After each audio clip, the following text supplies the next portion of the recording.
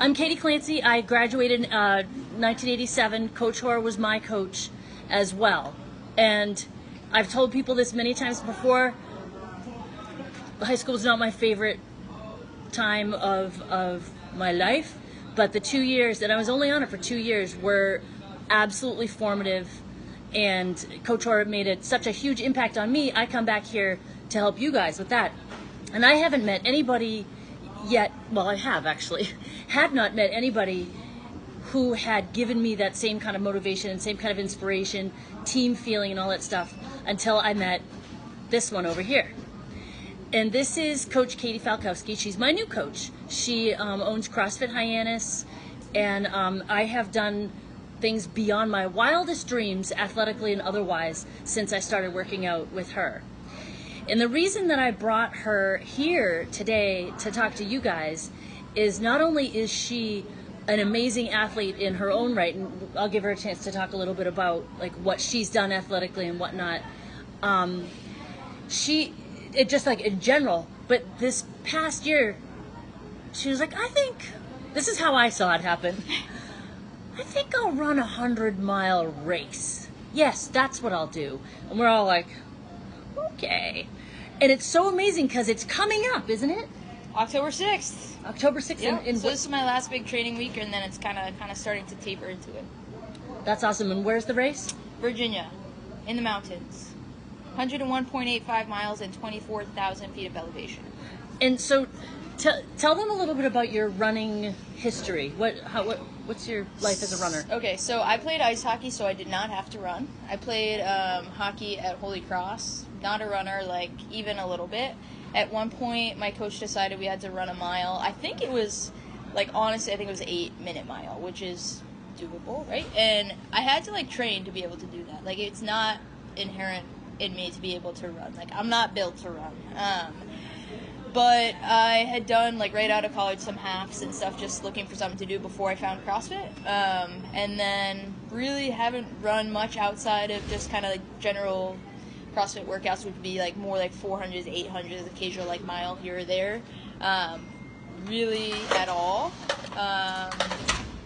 Just kind of like basic running. And then it all started with Netflix, and I watched this movie, The Barkley Marathon, and I don't know if anyone's seen it, but it's about this like crazy ultramarathon, and it just seems, so then I kind of like started to dive into it more and more about the idea of like running 100 miles, and it seemed so inconceivable to me that one could do that, and it was the physical challenge, but also like the mental piece of it that really brought me in. Like, I love training for stuff. I love having a goal. Like, usually it's not a running goal, it's some sort of other goal, but I just kind of became, like, so fascinated by it. So I, like, read every book on it. I watched every YouTube video I could find. I was like, I can't believe that people, like, do this. Like, they just start running and they don't stop for, like, 100 miles, or they stop for, like, a snack. So then I, kind of long story short, I contacted a friend of mine who is an endurance runner, and I said, hey, if I give this 6 months and just anything you tell me to do, I'm going to do it. Can I do this in 6 months? So I came in like relatively fit, like a good engine, strong, like kind of having a good sense, but not specific to running like at all. And like literally the first run I went on like was like 3 miles, and it was a loop, and I looped around my house, and on mile 2 I was like, oh, I've got a cramp, like I want to stop, and I kept going, and that's kind of like one of the big lessons, like as a side note that I've learned, is like you just have to keep going, right? Like you have to show up, you have to do it, and you have to keep going. So over the last 6 months, I ran a half marathon, which was good, but not that. I PR'd it by like 45 minutes. Did you win it for your age group? No, I didn't win it. Where'd you finish? I finished like top. I finished towards the top for a not runner. That's pretty good. It took me an hour and 44 minutes, so that's like a 7:59 mile. So for a non-runner, like I'll take it. And then I have also. Wait. I need to stop you for a second. At what point do you think you will define yourself as a runner? Never. I'm not a runner. Okay. I'm just All running. right. Not a runner. She's just someone who runs. Yeah. It's not my thing. Just do it. Not my thing. All right. And then I've done 2 50Ks, which is 31 miles, and then I thought it was a 50 miler, but it was a 55 miler. So that's the longest I've gone so far, 55 miles. That took 14 hours and 13 minutes. Okay. So you started your training in what month? Maybe like April. So you started your training in April with a 5K that nearly killed you. No, I don't a 5K would kill me. You ran 3 miles around your house. You Oh, wanted yeah, to die I guess halfway so. through. I got a What did I cramp, miss yeah. there? Oh, you had a Yeah. cramp. Okay, all right. Cramp, die. And since then, you've done some pretty serious runs. Have you, at any point in your training, questioned, like, had doubts about whether you should really go through with this? Yeah, so for me, I kind of decided it, and it just was like, honestly, it was just like in my head, and it just kept, I was like, man, it's so crazy that people do that. Like, who does that? Like, could I do that? And then the big step for me was contacting a coach who I believed in. So Katie kind of talked about that. Like, if you have a coach who you believe in, that can take you a long way. Because once he was like, yes, we're doing this, I was like, okay, I trust you. I'm going to do what you say. Like, you guys have a coach who knows what he's talking about, do what he says. You know, it doesn't mean, like, blindly question it, but he had faith in me, like, and he knew kind of my athletic capacity and, like, the fact that mentally, like, I was going to, whatever he said, I was going to do. And so... Let me just interrupt you there. I think that's a really good point. So the two things that you said, it was someone who you trust. Yep. And someone who had faith in you. Mm-hmm. That's really important, obviously, in a coach, and I think that's something that these guys have. All right, so go on. Sorry. So, you know, I guess the question was, like, do you ever have doubt? Like, honestly, like, for me, I know that I'm going to do the work. There's like, no question. Like, and part of that is liberating, is at a 100-mile race, like, I kind of know I'm going to be miserable, right? Like, that's a given. Like, the people who win them are, like, in the corner vomiting. Like, it's just, you know you're going to be miserable. I have 38 hours to do it. So it's just, you got to kind of keep moving. So part of training, actually, that becomes a lot easier, because when you feel really, really bad, you're like, this is perfect training. So the times that I feel like the worst, it's like mentally that piece where it's like, okay, this really sucks and this is perfect, because this is what it's going to feel like. And so that's helped me in, like, CrossFit too. It's like when it really, really sucks, it's like, oh wait, this is like what we want, right? Like, training is supposed to be hard so that on game day you're ready to go.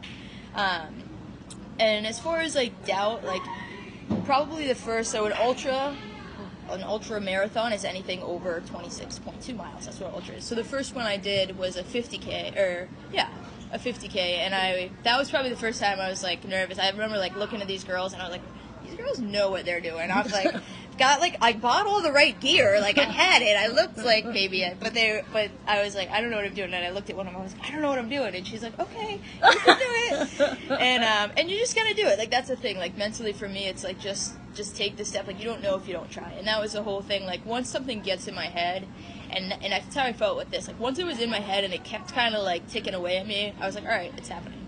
And the training is gonna happen. And I've said, like, a lot of times, like, I don't know what's gonna happen. There's so many unknowns.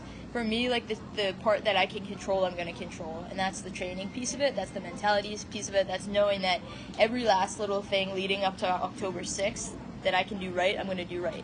If I get 3 miles in and roll my ankle, like, I can't control that, right? So for me, it's controlling what I can control, and that gives me peace of mind to know that, like on game day, I'm going to show up and do it the best I can do. Awesome. What questions do you guys have for K-Fal? Because her name's long, so you can call her K-Fal.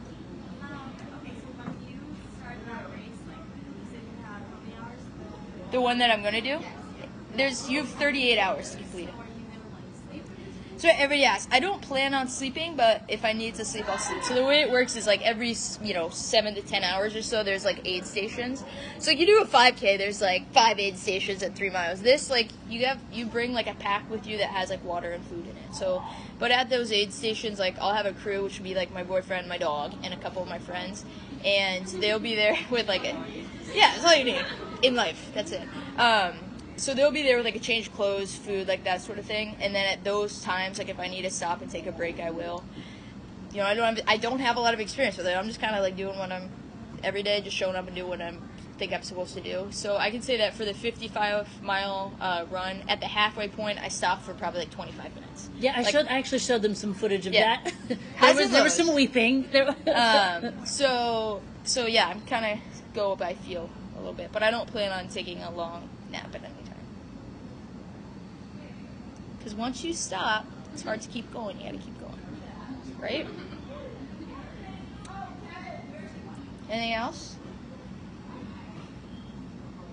Why is mental training so important? Sure. So, mental training, like, it was important for me in hockey. It's important for me as a coach. It's important in CrossFit. Like, this is, like, a whole new level of it.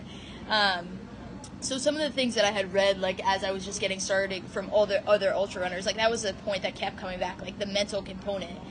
And for even the best people who do this, which is not me, like my goal is to finish, and I think if I finish, like that's gonna be awesome.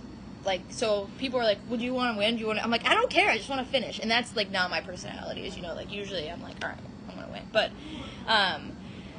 in 100 miles, in 30 hours, like there's gonna be highs and lows. And so learning how to like be in that low and keep going has been a really, really good experience for me. And that's like, I mean, not to be like crazy, but like equate it out to life. Like there's gonna be highs and lows. Like you're gonna have times in your life where you're just like, man, this kind of sucks right now. And like you can either stop and give up and then forever be like, man, I stopped and gave up on, you know, whatever it is, like studying for this test, applying to school, like whatever it is. Or you can say, this is really hard and I'm going to keep doing the work that I need to do and put one foot in front of each other, in front of the other, as long as I can go.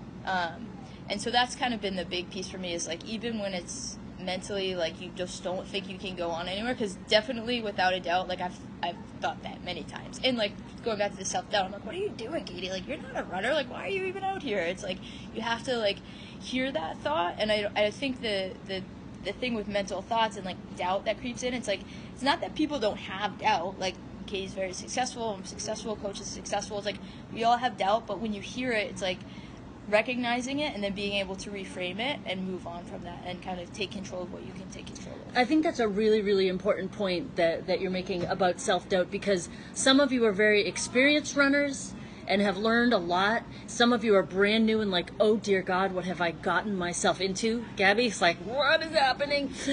And that self-doubt piece, I think you all probably remember that first time that I remember the first time you had to run, and you're like, I mean, you want me to keep running? Like we're running that whole distance, whatever it is, or like we're doing that again? That was just the warm-up. I get to CrossFit, and I finished the warm-up. I'm like, that is like the hardest workout I have done in ages. She's like, that was the warm-up. Go over there and just, so that in your mind, you're like, I can't, no. I love what you said about just go there, be like, okay, I just worked out as hard as I can, and now apparently I'm supposed to do it again. I have a choice. I can leave, and we can come up with how many people here, and be honest, raise your hand, if you've ever had a thought during a race or a workout where you're like, I could just fall down right here, break my ankle. Yeah. And nobody would ask a question. I'm so injured. It's a real thing. Everybody. Yeah. So I literally had a class day of like 15 at 10 o'clock, and there's like it was a run, and one place you have to like cross like this like little street, and I could see people like looking, and I was like, if you get hit by a bus or a taxi right now, like I'm gonna take you to the hospital, and you come back, you're gonna have to finish the work. Like that's not an excuse. Like even adults like have that. It's like sometimes it's like you want to take the easy way out. Not that getting hit by a bus is the easy way out, but like you get the idea, and so you got to just kind of double down sometimes, and once you're committed to something, like keep after it. Yeah, so and that's something, I know you guys are going on a fun run today, but you're racing tomorrow. And you are going to go to that dark and ugly place where it's so bad you wish you could just fall down, it would be so much better, you don't even care. You do care, because you keep coming back here. So I know you care, and I know I've seen all of you, almost all of you race, I think I have.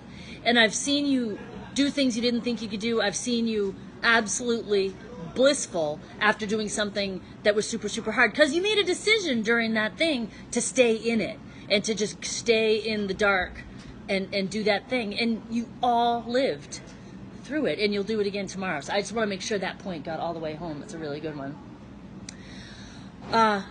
Questions? I have, yes, Marty. This is it, man. Never again. No, I'm just kidding.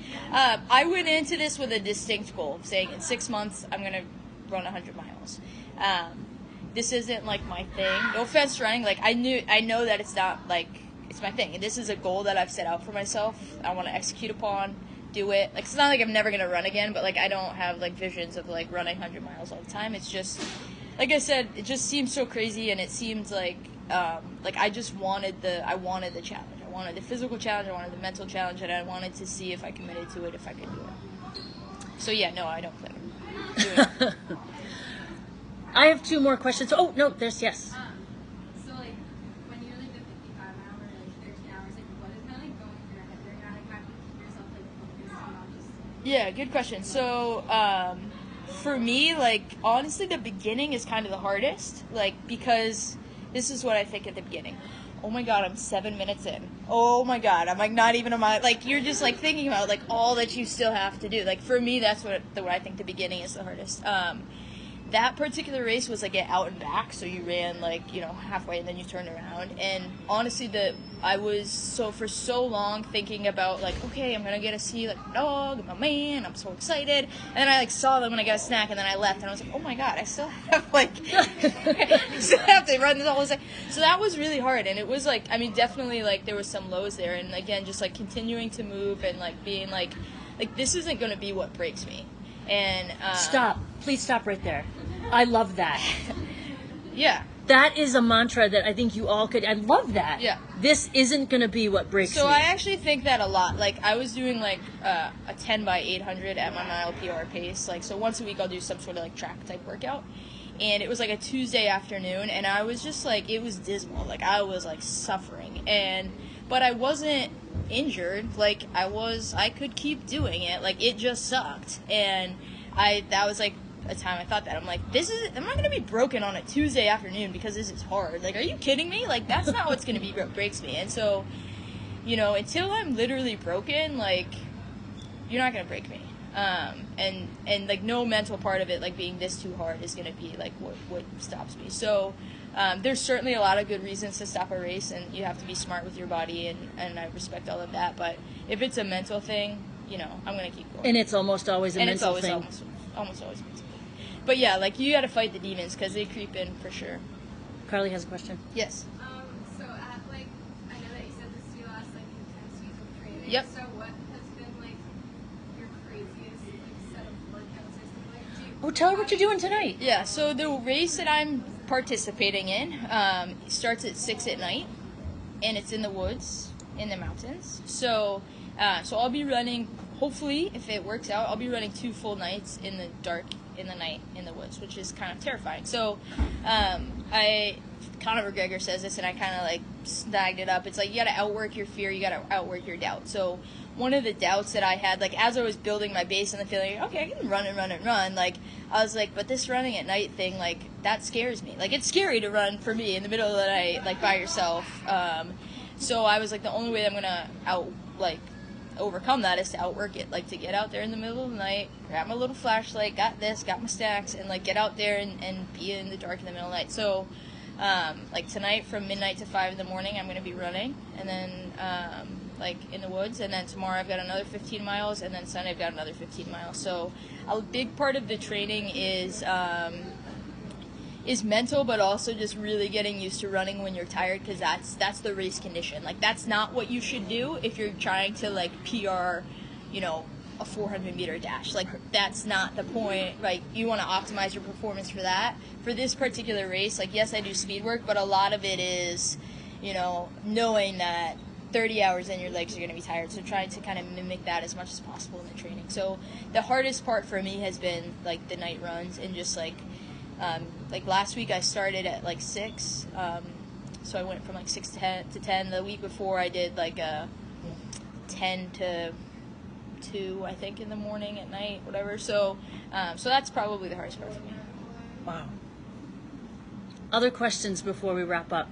Coach. What happens when you have a setback and all these mental stuff you try to do and it doesn't work? Like a injury setback, or Well, physical, mental, you know, I'm going to do this thing, I want to run this time, and it doesn't happen. So what do we do? yeah, I think part of that is setting Mental setback. realistic goals, and knowing that like that's part of this whole thing is like there's gonna be like setbacks, like stuff is gonna come up that's gonna be hard and challenging, recognizing it and trying to move on. Like to think that everything's gonna go perfect is like ludicrous. And that's kind of like what I was saying, like when the stuff goes really wrong in my like runs, or just like I get a cramp, I get tired, I kind of like roll my ankle and I gotta keep moving, like that's just like, okay, this sucks, let's figure it out and keep going. Anything else? My last question Yep. for you is, what's next? What's next is recommit. I mean, not recommitted. I'm still as committed as ever to the gym, but I'm a business owner, so that takes a lot of my time. So, you know, continuing to build my business up. And then from an athletic standpoint, with CrossFit, there is like, you know, you do all sorts of different things. And typically, like, I have a lot of weaknesses, and I have to spend a lot of time on those in order to not be horrible at them. And so with this running, I've done CrossFit workout 4 to 6 days a week on top of my running, but I have not spent quite as much time on working on my weaknesses. So for me, that's like gymnastic stuff, like pull-ups, muscle-ups, anything that's kind of like takes a lot of skill. It takes me a lot of work to do. I'm not a natural athlete. I have to work at it. So that's kind of been on the back burner for me because you can't do it all, right? If you want to do something really well, you can't do everything kind of well. So that, like, getting back to just working on my weaknesses in CrossFit, building up my business, that's kind of my game plan. Awesome.